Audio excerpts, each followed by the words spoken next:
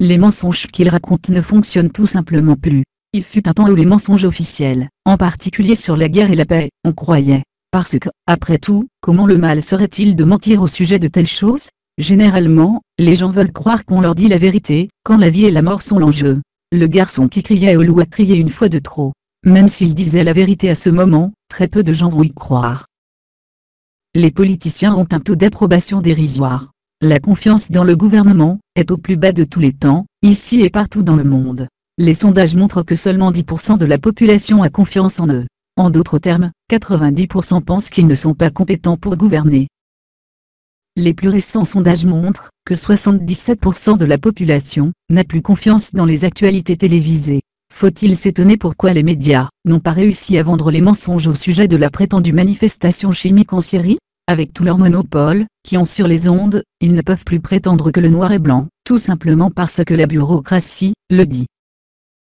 La Hongrie est récemment devenue le premier pays à suivre l'exemple de l'Islande, en refusant les banquiers internationaux, FMI, et envisage de poursuivre les anciens premiers ministres, qui ont asservi les gens avec la dette.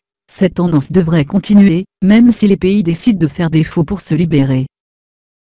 Dans le cadre du pape précédent, le pape Benoît, les scandales qui ont éclaté au Vatican en couvrant les prêtres pédophiles, le blanchiment d'argent et la fraude.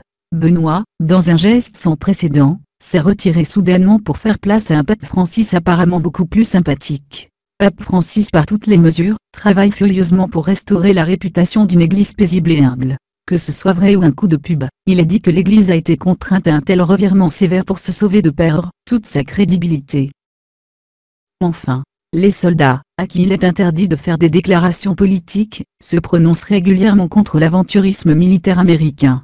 Comme Einstein l'a si bien dit, les pionniers d'un monde sans guerre sont les jeunes hommes, et femmes, qui refusent le service militaire. Un des signes les plus clairs que l'élite perd son emprise, c'est la mise en place d'une police militarisée spécialement formée pour lutter contre les troubles civils.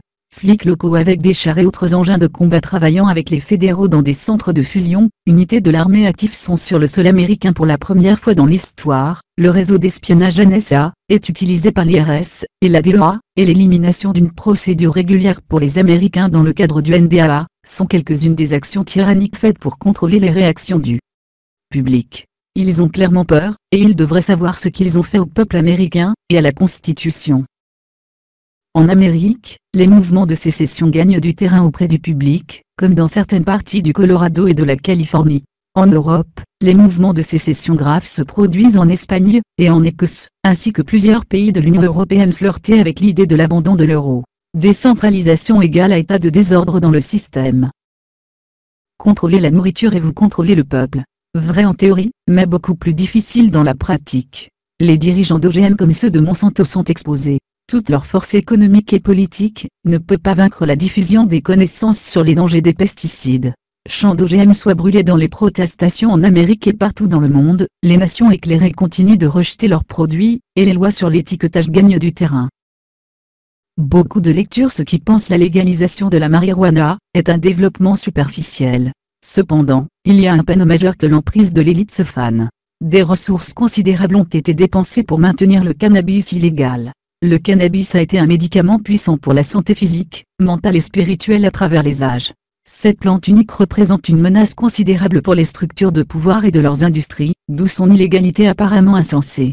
L'approche renversement globale de la politique tyrannique de l'interdiction est la première de nombreuses concessions à venir.